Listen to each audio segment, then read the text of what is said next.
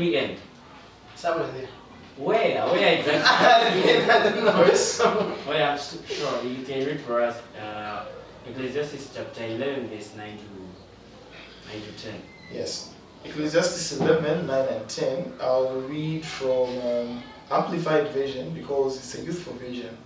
It has got no thee than thou. So rejoice, young man, in your childhood. Other versions say youth, and let your heart be pleasant in the days of your young manhood. And walk in the ways of your heart and in the desires of your eyes. But know that God will bring you into judgment for all these things. Therefore remove sorrow and anger from your heart, and put away the pain from your body, for the childhood and the prime of life are fleeting. So let me just give a few sentiments on this. The person who wrote, let me talk about the person, the person who wrote Ecclesiastes means the preacher or the teacher. So this is the man by the name of Solomon, who is actually the heir apparent of David's kingdom. Of course, the one who took over from him as a king. So the question is, which Solomon wrote this? By which Solomon, I'm talking about which part of Solomon's life? Is it before he became king, during the time he was king, or in his old age? Actually, the truth be told, he wrote Ecclesiastes when he was in his old age. And in his old age, he writes, sits down, reflects on his life, and says, as a youth, you are supposed to be actually active in your youthful days, take pleasure in them, but remember that God is going to hold you accountable for everything that you're going to do. So now, since it is the old Solomon, by the old I mean the one who had outgrown himself, what kind of man was he? The major theme of the book of Ecclesiastes is vanity or vanity. And this is why he says so. Solomon says, I've tried everything. He tries about 5 things that bring him pleasure. And the topic today is very relevant, because the reason why we're not in church is because of these 5 things which Solomon was also looking for in his youthful days. And after he outgrows his youthful days, he looks back and says, hey man, this is vanity. Number 1, he says, I looked for wisdom, and I was a very wise man. Remember, Solomon asked for wisdom and was given wisdom. The Queen of Sheba came to get some wisdom from him. She was from Africa, from around Ethiopia. So she was mesmerized by the wisdom that he displayed. So he says, even though I got all the wisdom in our current day and age application, may mean after I got all the PhDs, the degrees, the masters, I learned at University of Cambridge, Oxford, and whatsoever, it's all vanity. Then he goes on to say, well, apart from wisdom, I'm going to use alliteration that I'll use. I acquired wealth. This guy was rich. When you read in the book of Chronicles, it says, diamonds and gold was so common in his era, such that people would pick it like stones. This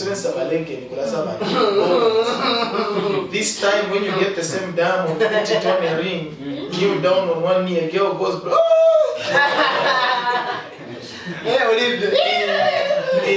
in Solomon's time, it was as regular as stones, and it was all over the place.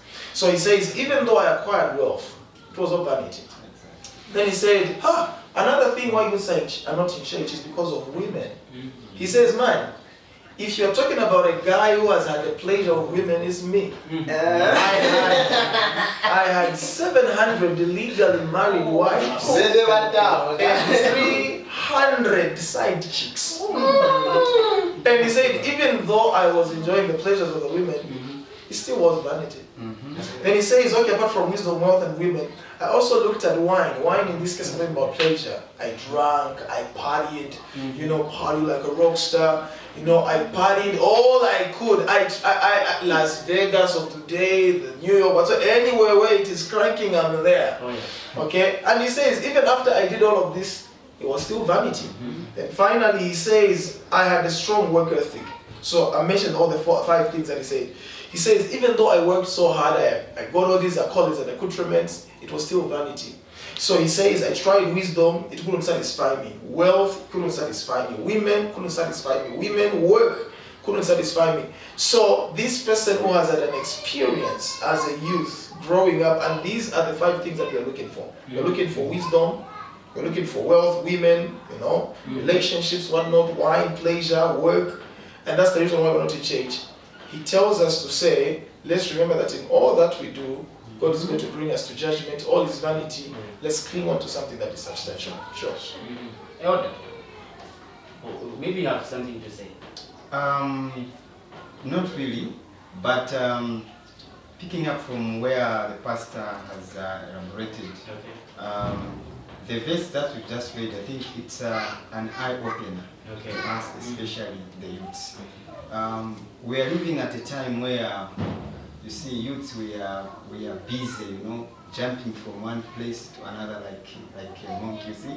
But one thing that Solomon is admonishing us is that in the quest to do whatever we are doing, we must first of all seek God into our lives. Because without Jesus, it means that we are nothing. Solomon here has told us a lesson to say, you can have all these things, but without Jesus, then you are nothing. I think also, maybe to phrase this thing out, I would say, I think work as well has contributed to a lot of facts for youths as well to not be attending much of the services at church. So maybe before I even say that much, I would say this. Many times when I would say those times where Adventists were much into church. But 24/7, you come to church in the morning, you knock off that slate, you stand again, you have a program. Maybe during the week you also have, you need to meet maybe for some rehearsals and set up a program. So you find out that the times where the Bible used to touch and hit someone more, you feel like as if Christ is coming soon, or if I'm not found at church, I may miss out, you know. Now, that whole process of waiting. I think I like that song for something like that. That song, I really listen to it almost every day. Because it's true. That's the process of us waiting for Christ to come. Today, you're going to be converted. You wait for him today. Tomorrow, another year. Still there is no change. Then you find out that you a believer, you're always at church. An unbeliever is being blessed. Small business, it goes there, it expands. Again, you're asking, is my faith being tested? Okay, I will wait for a month. Second month, 1 year down. In fact, when you're not even improving, you're going down. Then your friend will ask, okay, just try God to understand you. Just maybe look for anything to do. God to understand. There are even people whereby elders have seen those people, they even know what I'm doing is a sin. They'll go, they'll do it. Then at the end they get something. Then they're in church, they have prayed. Me, I went and prayed over it, like God forgave me. Then now you as an Adventist now, you want to try out something new because you've been praying over and over. Then somebody will just come and tell you that God does not help people who don't do what help themselves. You go out, you look for work. You look for work, then the kind of work you will find. Maybe the devil put you in a test of, okay, I don't know if it's temptation or what. Then it is now you've come to me. Then I deal with you. You maybe will give you a very good job that you've always wanted to. Then that job will just restrict you from something. You can't be attending 24/7 of the church programs.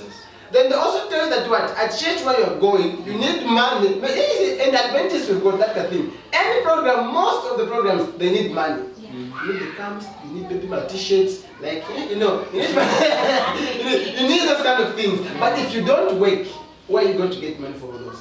Then they'll tell you that even though you go to church, you need money from them. At least just be going to church maybe on Saturday.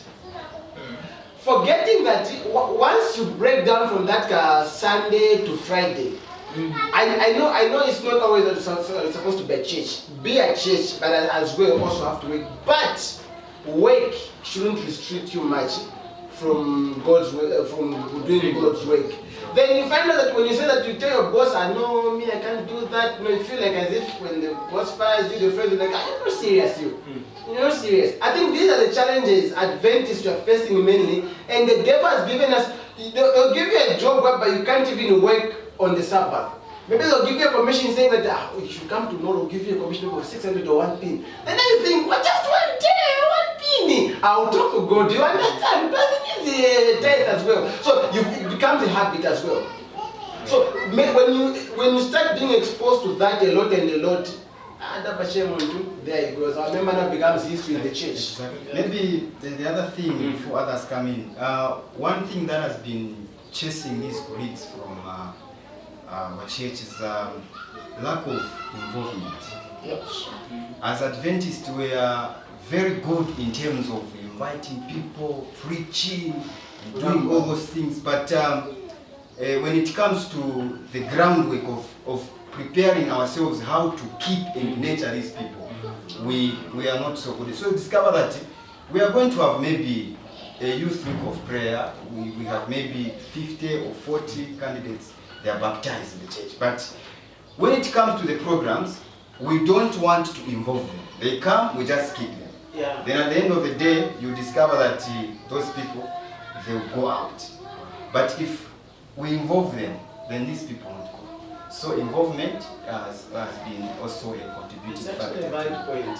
It's actually a valid point. You get somebody, you get them baptized, then you keep them, you store them. You have to be compassionate. But Pastor, Yeah. what do you think about that? Because I feel like you people are the ones supposed to be helping us out. I wanted us to exhaust the causes first before we Okay, yeah, I think like the one that he has mentioned of Yeah. the solution. So yeah. I think, let's hear some. Yeah, so another thing that is actually repelling the youths from being in the church is maybe lack of models, lack of role models. What I mean by this is the church is perceived to be so perfect a place. Yeah, I always say this, older folk also have skeletons in the closet, similar to the young folk. Only that the older folk have got better locks. Are you getting it? Yeah, they have secrets too. Only that their secrets are locked out very well, so well, they cannot be discovered.